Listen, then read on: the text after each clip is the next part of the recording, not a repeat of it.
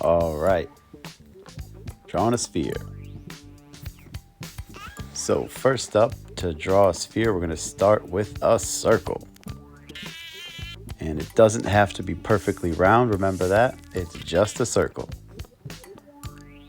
Those two little lines you see being sketched in there are going to represent a surface, whether it's a table, a ground, whatever. The arrow, we're going to select a light source. Which direction will the light be coming? Opposite will become our shadow side. So if the light's coming from the right, shadow's on the left, and vice versa. Now the shadow is only about a third of the way up. Just a nice smooth little shadow there.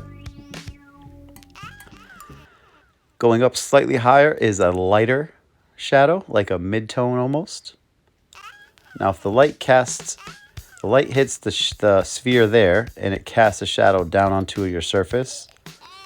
So we're gonna make that kind of like an egg shape, laying down. And then we're gonna throw some shading into there too.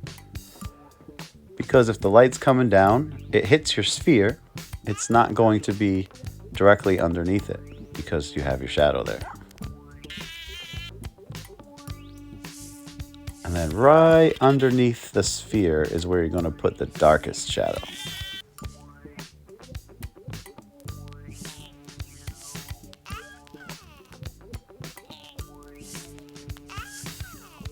Right there.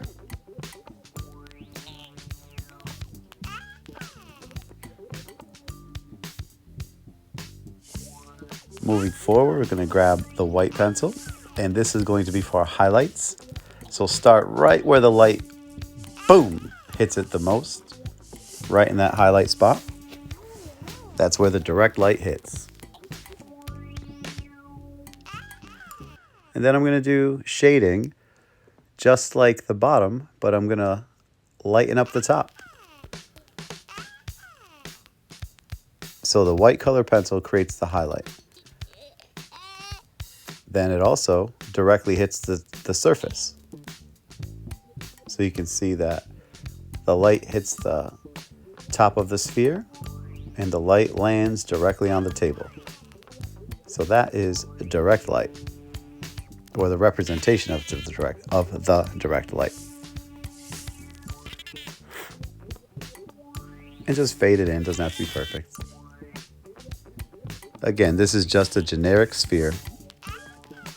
I'm not looking at a sphere. Light comes down, hits right there. Shadow side down there. Cast shadow underneath. Direct light on the table. Now, last touch, we go back with the black pencil, and on the highlight side, we're just gonna fade a little bit of atmosphere in there. And that helps the sphere stand out from the background.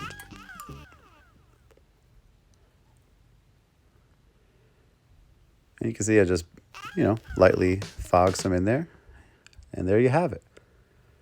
A sphere using light and dark on middle tone paper. Now it's time to practice.